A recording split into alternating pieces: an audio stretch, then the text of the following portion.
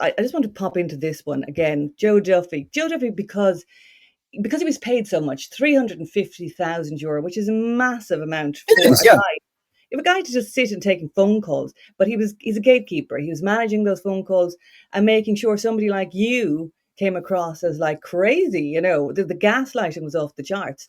Um, and to shut down those dissenting voices and make out like, oh, but where else can they get this life-saving vaccine? Instead of saying, well, he's a conscientious objector. Why? Yeah, Instead of yeah. asking, is this See, necessary? Risk benefit analysis, all of that.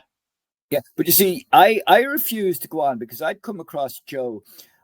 I was the darling of RTE for 8 or 9 years back in the 90s. I was on Live at 3 and Open House, and with Mary Kennedy and Thelma Mansfield and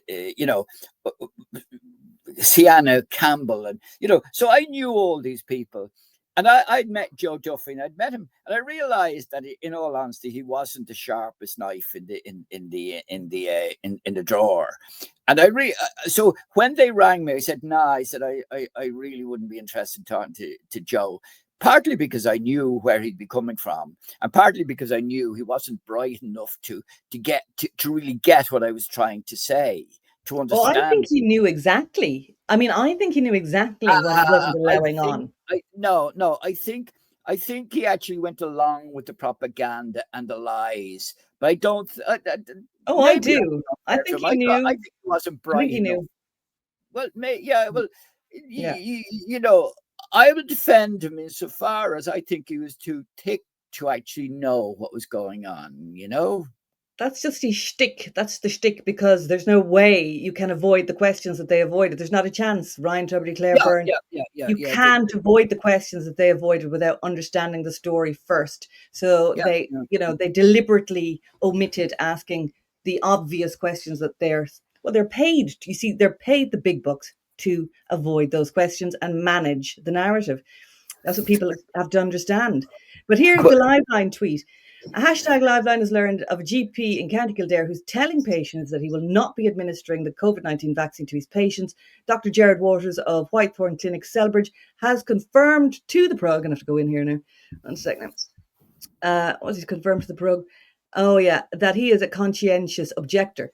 But I just wanted to go to I pulled out, I was looking at the comments then. And I love looking back at the comments. So Kevin McGahern, I used to really like Kevin McGahern. I thought he was so funny. I I think he's don't know who he is. I'd never heard of him.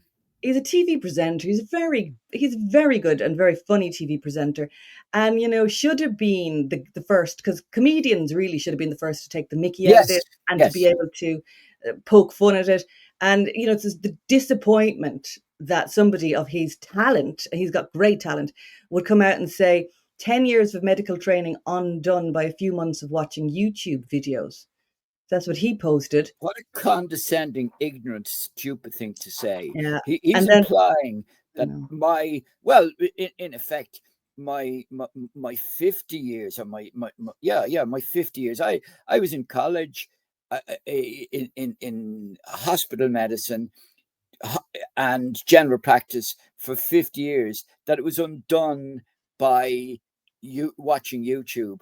What a condescending, ridiculous thing to say. Yeah, I got to admit, like that's now he sounds like an idiot.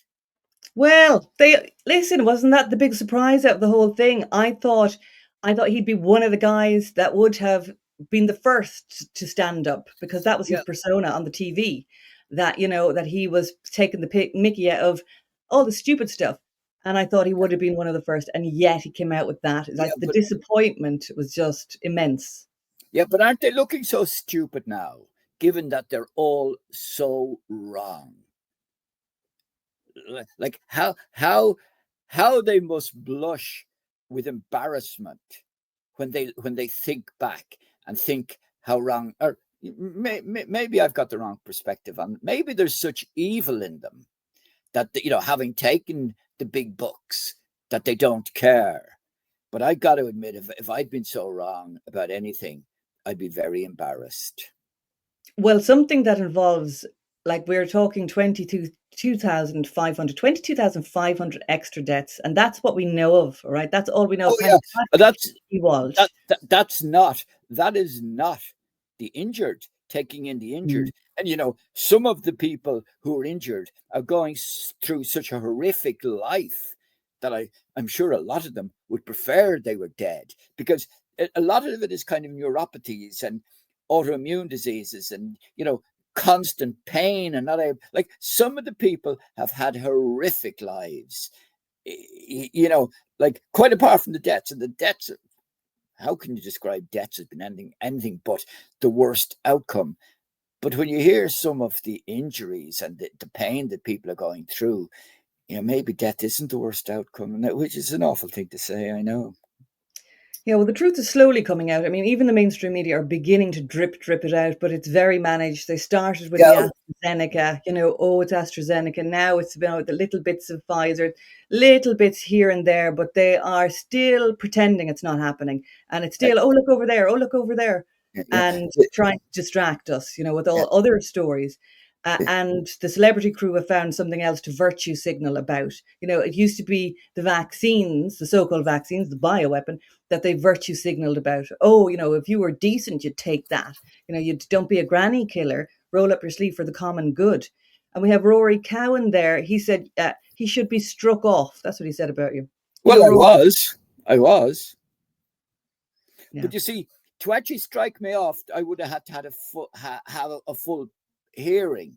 In effect, they did the cowardly way. They brought me before the High Court, and Judge Mary Irvine, who, in fact, she was actually unbelievably nasty to me. And I've been in, I was the guard, doctor here, and I was in court on many occasions for, as a professional witness, and drunk driving charges and many things.